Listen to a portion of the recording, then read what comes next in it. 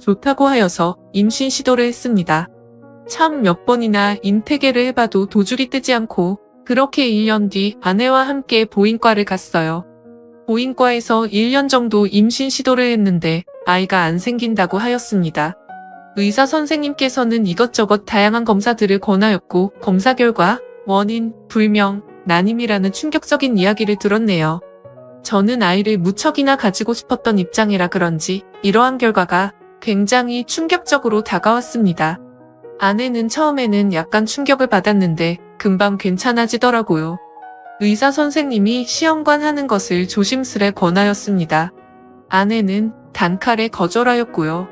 본인이 아이를 그렇게 좋아하는 편도 아닌데 굳이 내 몸 고생하면서까지 시험관을 하고 싶지는 않다면서요.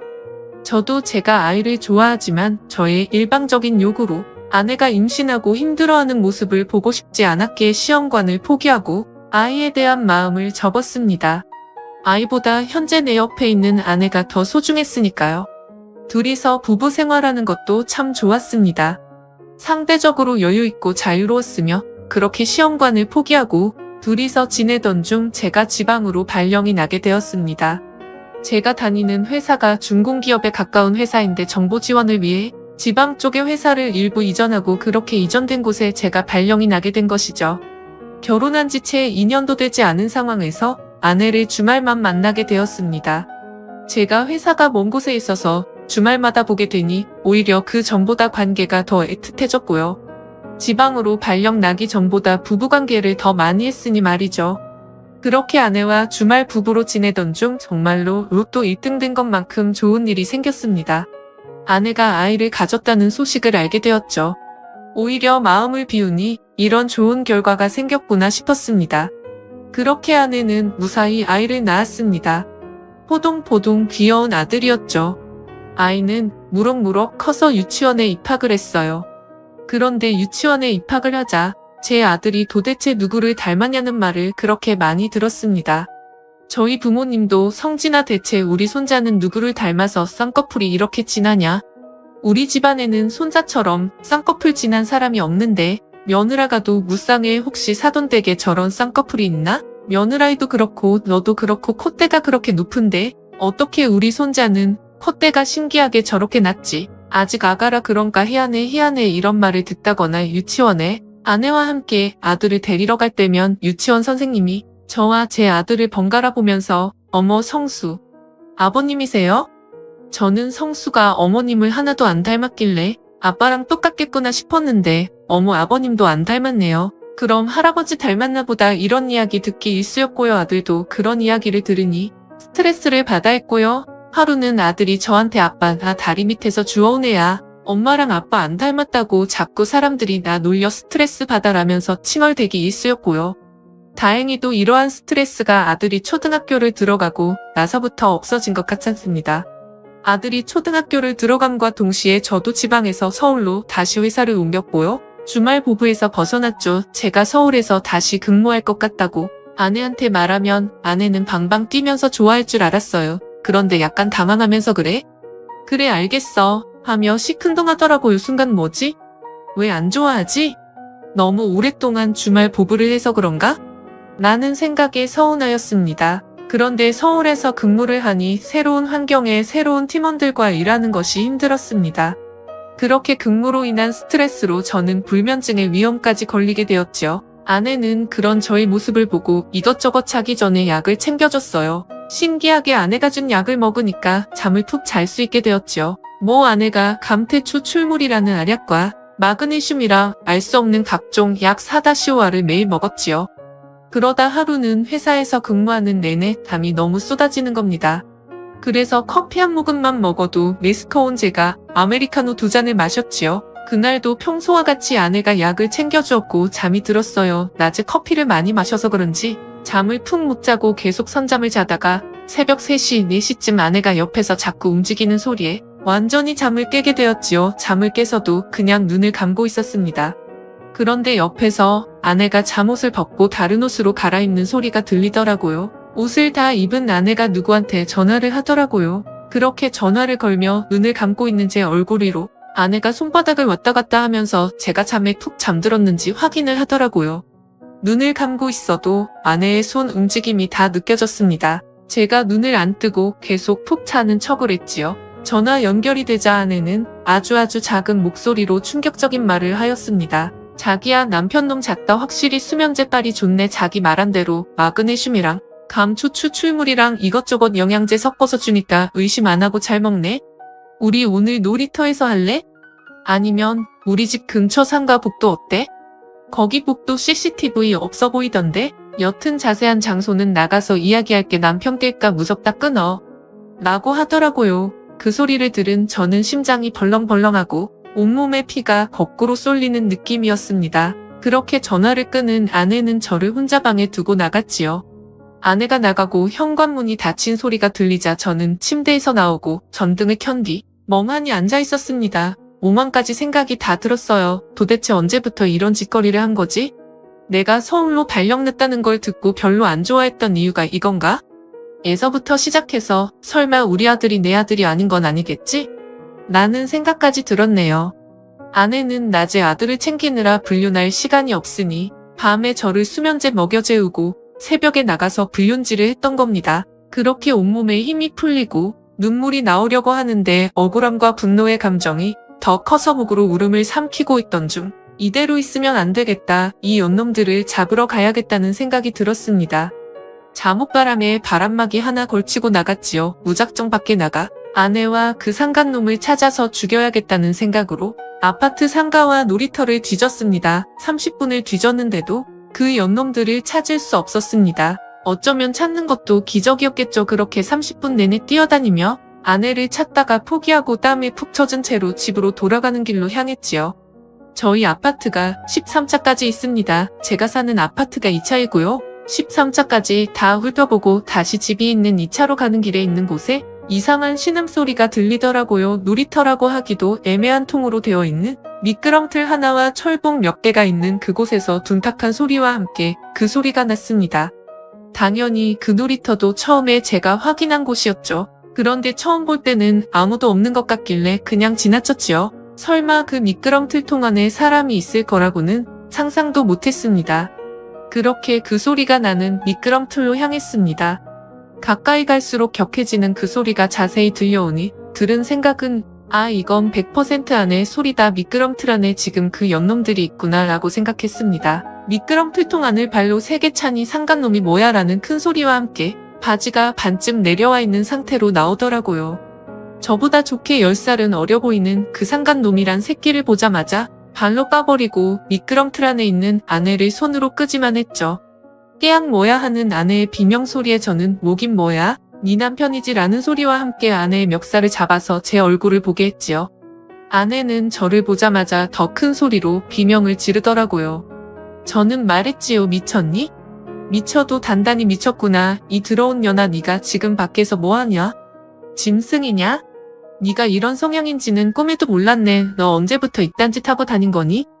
저 새끼랑 대체 언제부터 이런 짓 하고 다닌 거냐고. 진짜 더럽다니네. 오만정이 다 떨어져. 네가 그러고도 사람이냐? 라고 하니 아내는 울면서 아니야 아니라고. 너가 오해하는 그런 거 아니라는 말만 되풀이 하더라고요. 말도 안 되는 씨알도 안 통하는 변명만 하더라고요. 아내에게 쌍욕을 퍼붓고 그 남자를 쥐업해주려고 돌아봤는데 그놈은 곳에 도망간지 안 보이더라고요.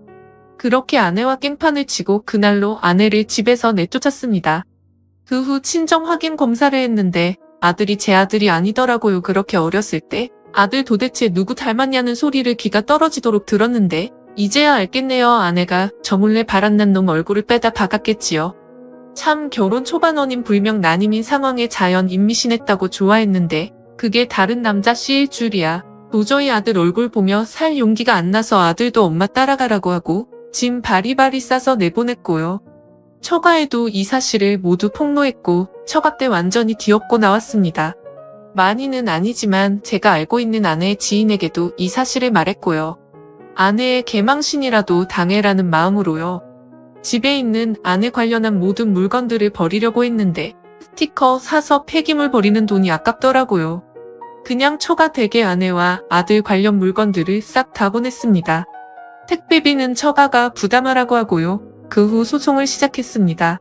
친생 부인 소송 그리고 위자료 소송 이혼 소송 친생자 관계보존제 확인 소송에 상간남도 고소를 했습니다. 소송 과정 중에 알게 된 건데 그 상간남과 아내는 인터넷에서 야외에서 하는 걸 좋아하는 커뮤니티에서 만났다고 합니다. 그 상간남도 유부남이었고요. 참 세상에 더러운 사람 많네요. 결국 기나긴 시간 끝에 모든 소송에서 승소하였고 아들이었던 놈도 호적에서 없앴습니다. 양육비를 지급할 필요가 없게 된 것이었죠. 정말 제 인생에 이런 막장보다 더 막장 스토리가 생길 줄은 꿈에도 몰랐네요. 그냥 이제는 혼자 살렵니다. 여자고 아이고 뭐고 다 필요 없네요. 인생 참 힘드네요. 오늘은 양주나 냅다 마시고 잠들어야겠습니다. 글을 쓰다 보니 그때 감정이 올라와 힘이 드네요. 제 글 읽어주시느라 수고 많으셨습니다. 다음 사연입니다. 구독, 알림 설정까지 부탁드립니다. 오늘도 우리 사는 이야기 찾아주셔서 감사합니다. 사연자분이 보내주신 이야기 시작해 올게요. 올해로 이제 40들, 이제 거의 반백으로 향하는 나이에 저희 집에서 이상한 일들이 일어났습니다. 자고 있었을 때 갑자기 누가 문을 두드리질 않나? 문 두드리는 소리에 밖을 나가보면 아무도 없지 않나? 문 닫고 돌아가면 몇 시간 후에 또 두드리질 않나? 처음에는 누군가가 장난으로 행한 일인 줄 알고 별 생각 없이 아무렇지도 않게 넘어갔지만 그게 며칠 동안 지속되니 문득 무서워졌습니다. 집 밖 현관에는 CCTV 감시 카메라도 없어서 휴대용 카메라로 임시로 집 문 위에 달아두고 기다리자 오늘도 어김없이 문을 두드리러 오는 사람이 찾아오는 거였어요. 몇 시간 후에 그 사람이 가자 저는 망설임 없이 얼른 카메라를 확인했고 허름한 남색 옷을 입은 여인을 확인할 수 있었습니다. 혹시 스토커인가 하는 생각이 들었지만 제가 누구에게 보여줄 만한 외모를 가진 것도 아니고 좋은 배경도 남들이 없는 특기 또한 없었어요. 한마디로 평범한 민간인, 그런 비범하지도 않은 저를 스토커한다는 건 상상하기 어려운 일이었죠. 뭐 하는 사람인지 궁금해 혹시나 하는 마음에 이 집에 전에 살았던 사람에게도 메시지를 보내 확인시키고 주변 사람들에게도 물어보았지만 알 수 있는 단서를 하나도 찾지 못했습니다. 결국 체념할 수밖에 없어 또 오면 경찰에 신고하면 되겠지 라는 생각으로 신경을 껐지만 다음날 밤에 일이 일어났습니다. 점심을 먹고 느긋하게 소파에 누워 TV를 보고 있었을 때 친척 집에서 오신 거였습니다. 다름 아닌 삼촌이셨죠. 삼촌께서는 전직 군인이셨지만 근무 중 한쪽 다리를 다쳐 퇴직할 수밖에 없던 그런 분이셨습니다. 그 여파로 평생 전륜 발이가 되셨지만 다들 슬퍼하는 와중에도 혼자 괜찮다며 껄껄 웃는 그런 분이셨어요. 끓여 넣은 물을 커피 가루가 담긴 컵에 부어서 한 잔 드리고 삼촌이랑 수다를 떨었습니다. 워낙 오랜만에 보는 사람이었고 요즘 스트레스도 심했기에 삼촌은 제게 봄날의 담비아도 같았습니다. 그렇게 이야기를 나누다 보니 어제 있었던 일도 자연스레 꺼내놨어요. 삼촌은 매우 의아해하면서 관심을 보이자 저는 찍어놓은 사진을 보여주며 혹시 아는 사람이냐고 물어봤습니다. 그러자 삼촌은 주름진 이마에를 찌푸리며 한참 생각하다가 저 사람이 문을 두드리며 무슨 말을 하지 않았냐? 예를 들어 쓰레기랑 관련된 말을 하거나 라고 물어보자 저는 고개를 절레절레 저었어요. 삼촌이 무언가를 알고 있는 것 같아 재차 물어봤지만 삼촌도 기억이 안 난다며 생각나면 연락을 주겠다고 말한 후 떠나버렸습니다. 워낙 삼촌의 표정이 심각해서 그가 떠난 이후로도 저는 계속 고심했습니다. 그렇게 그날 밤이 지나자 어김없이 중년의 여자는 또다시 찾아와 문을 두드리자 이번엔 끝장을 보겠다는 심정으로 재빨리 문을 박차고 나가 여자를 노려보았어요. 대체 왜 매일같이 찾아와서 이러느냐며 소리치며 물어봤죠. 쌓인 게 너무 많아 저도 모르게 폭발했고 여자도 움찔거리더군요. 여자는 어버버 하다가 떠나려 하자 저는 급히 그녀의 팔을 잡아 채 강제로 멈춰 세웠습니다. 여자가 돌아서 저를 올려다보자 그녀의 얼굴을 볼 수 있었습니다. 그녀는 누군가와 매우 닮아있다는 생각 말고는 다른 별다른 생각은 없었지만 그것만으로도 중요한 단서가 되었죠. 여자는 결국 입을 열었습니다. 혹시 김설문의 집이 맞는가요? 여자는 말을 매우 더듬었고 호흡이 불안정해 보였습니다. 하지만 말 속에 있는 내용을 파악하자 생각을 달리했죠. 김설문은 제 아버지였으니까요. 워낙 갑작스러운 말이라 제가 얼어붙어 있자 여자는 슬픈 낯빛으로 뒤돌아서 터덜터덜 걸어가기 시작했습니다. 마치 다른 곳을 알아보러 가는 것 같은 그런 발걸음이었습니다. 저는 다급하게 걸어가 그녀를 멈추게 했고 집으로 이끌며 "네 맞아요, 들어오세요" 라는 말에 침울했던 여자의 표정은 점점 경악으로 물들어갔고 이내 환희가 그곳에 자리 잡았습니다. 중년의 여성을 집으로 안내한 뒤 집 문을 닫자 여자는 엉거주춤하게 신발을 벗어 던지더군요. 여자는 양말을 신고 있지 않아 신발을 벗자 맨발이 드러났습니다. 그녀의 발은 군데군데 붓고 터져 있었어요. 그런 시퍼런 발을 보자 저도 모르게 안타까운 시선을 보내며 의자에 앉기를 권유했습니다. 그런데 웬일인지 여자는 의자에 앉기를 거부했고 선체로 대화를 하자는 말에 어쩔 수 없이 예의상으로 저도 일어서서 대화할 수밖에 없었습니다. 처음에는 좌절한 질문부터 시작하려고 했지만 여자가 한 말에 저는 이내 질문할 정신머리조차 남기지 못했습니다. "저는 김설문 씨의 아내가 될 사람이었어요" 라고 자신이 어머니라 주장했으니까요. 듣는 순간 뒤로 자빠질 뻔한 몸을 간신히 지탱하며 자리에 앉아버렸어요. "네?" 라는 반문이 절로 나가버렸고 여자는 신경 쓰지 않고 말을 계속 이어나갔습니다. 28년 전 가정 형편이